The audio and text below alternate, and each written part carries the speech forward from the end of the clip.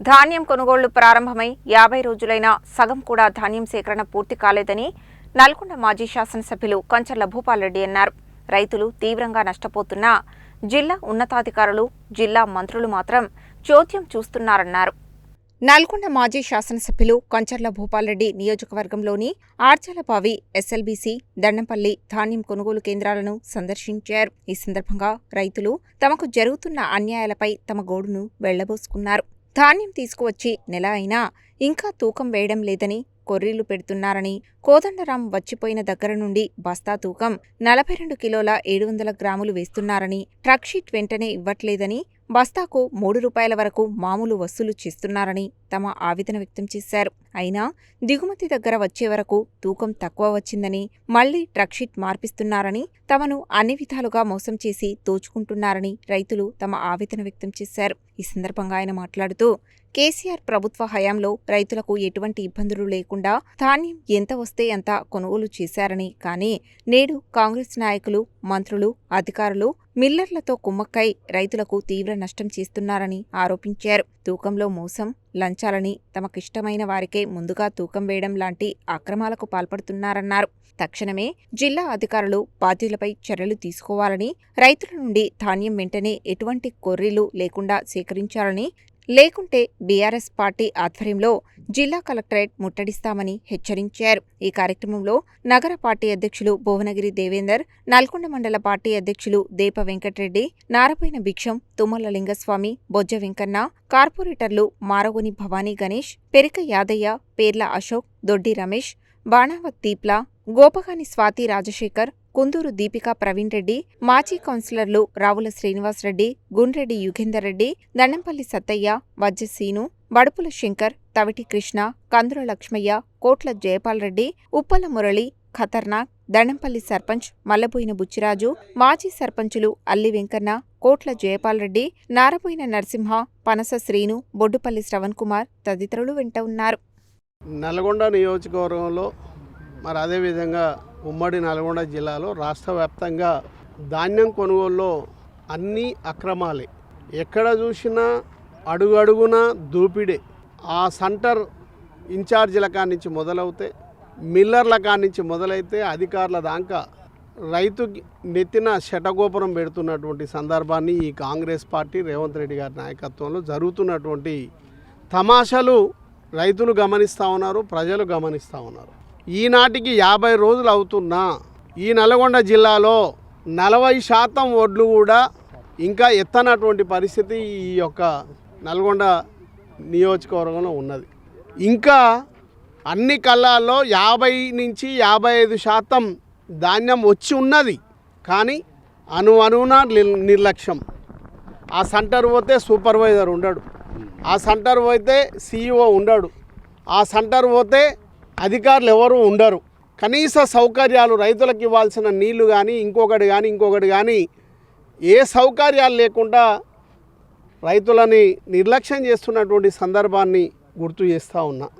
మాటలు ఎన్నో చెప్పిండ్రు కాంగ్రెస్ పార్టీ, ఎన్నో అబద్ధాలు చెప్పింది. కాంగ్రెస్ పార్టీ వస్తే, రేవంత్ రెడ్డి గారు అధికారంలోకి వస్తే ఆయన చెప్పినటువంటి మాటలే.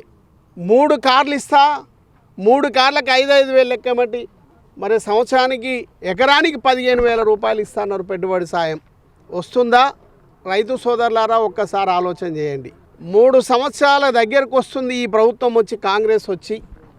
ఇప్పటికీ పెట్టుబడి సాయం కింద 6 సార్లు రావాల్సినటువంటి పెట్టుబడి సాయం ఒక్కసారి వేసి ఇక మన్నటి నుంచి ఊరిస్తూ ఉన్నారు. కేసీఆర్ మీటింగ్ పెట్టినప్పుడల్లా ఎకరానికి వేస్తున్నారు. కరీంనగర్లో మీటింగ్ పెడితే 1 ఎకరం వేసిండ్రు, మొన్న 1 ఎకరం వేసిండ్రు, 2 ఎకరాలకు మాత్రమే వేసిండ్రు. మరి ఇక వేస్తారన్న నమ్మకం కూడా రైతులకు సన్నగిల్లిపోయింది. మరి అదేవిధంగా రాహుల్ గాంధీ ఇచ్చినటువంటి హామీలలో ఏ పంటకైనా బోనస్ ఇస్తాము అని చెప్పినటువంటి వాళ్ళు కనీసము బోనస్సే మర్చిపోయినటువంటి పరిస్థితి. ఇవాళ పెట్టుబడి సాయం ఇస్తలేరు. కౌలు రైతులకు ఎకరానికి 15,000 రూపాయలు ఇస్తా అన్నారు, ఉపాధి హామీ కూలీలకు 12,000 రూపాయలు ఇస్తా అన్నారు. మరి ఇక బోనస్ బోగస్ అయిపోయినటువంటి సందర్భాన్ని గుర్తు చేస్తూ, పంట దున్నకాలు స్టార్ట్ అయిన కాడి నుంచి నీటి కష్టాలు, కరెంటు కష్టాలు, విత్తనాల కష్టాలు, యూరియా కష్టాలు, ఇవన్నీ అధిగమించి కూడా పంట పండిస్తే ఇవాళ కొనుగోలు లేక మరి ఎన్ని దుర్మార్గమైనటువంటి మరి కటింగ్స్ జరుగుతున్నాయో ఒకసారి ఆలోచన చేయాలి.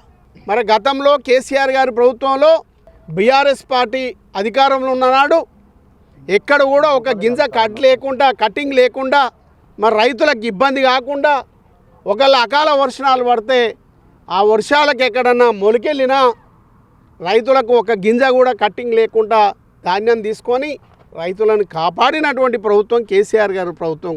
రైతుల కడుపు నింపినటువంటి ప్రభుత్వం కేసీఆర్ గారి ప్రభుత్వం. కరోనా వచ్చినా రైతుల కడుపు నింపింది కేసీఆర్ గారి ప్రభుత్వం. ఇలా కరోనా లేదు, ఎలాంటి ఆటంకాలు లేవు, ఎలాంటి ఇబ్బందులు లేవు.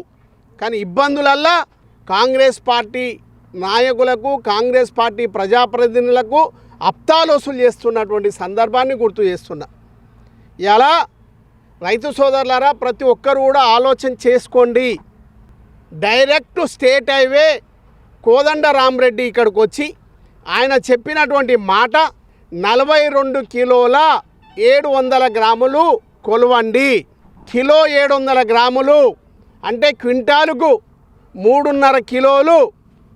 మరి అదేవిధంగా మిల్లులలో కూడా 3.5 నుంచి 4 కిలోలు కటింగ్ పెట్టండి.